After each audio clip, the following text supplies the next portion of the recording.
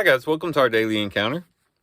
Psalm 11 is believed to be in the context of the time in which Saul first began to start having antagonistic thoughts towards David, and perhaps after Saul had thrown his spear at David. And it's really a plea by other people to David to get out of the situation, to just get out. It says, how can you say to my soul, flee as a bird to your mountain, which is probably what people were telling him to do. Be like a bird and just get out of there and flee to a mountain. Escape from the snare. He says, or they would continue to say, for behold, the wicked bend the bow and they make ready their arrow upon the string to shoot in darkness at the upright in heart. If the foundations are destroyed, what can the righteous do? And this could have been maybe spoken by David's friends who were concerned about his welfare and was saying, hey, you need to get out of there. You need to flee. The wicked are very strong people. Saul and his men would have been very intimidating. And so they would encourage him to get out of the situation. Or it could be the enemies of David who were basically just wanting him to get out of there. Hey, can't you see that we have the upper hand here? Why don't you get out of here? I think probably the first option is the most probable situation. But nonetheless, someone somewhere was trying to get David to get out of the situation. And I love the way that David deals with it. For one, he recognized that it was the Lord in whom he was taking refuge in verse 1. In the Lord I take refuge. That was the statement that he made before quoting what these people were telling him to do. But then he also recognizes that God's got the upper hand.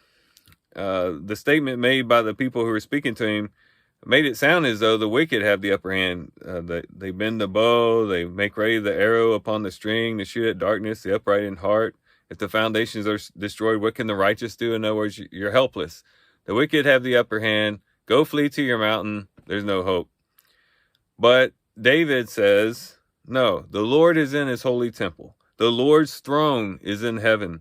His eyes behold, his eyelids test the sons of men. The Lord tests the righteous and the wicked, and the one who loves violence his soul hates. Upon the wicked he will rain snares, fire and brimstone, and burning wind will be the portion of their cup. For the Lord is righteous, he loves righteousness, the upright will behold his face. So he says, no, you guys think the wicked have the upper hand, but God has the upper hand. And he's the one who tests between the righteous and the unrighteous. And the righteous he upholds, but the wicked he destroys. And so David's going to cling to God as his refuge and not flee, but stay or remain in the situation as long as the Lord would will him to be there. And this is good encouragement for us as well, because there might be times in which other people may want us to flee. Why you keep serving the Lord? Or maybe we get discouraged even in our own hearts for serving the Lord. Maybe a lot of times we think the wicked have the upper hand, that there is no hope for the Christian faith.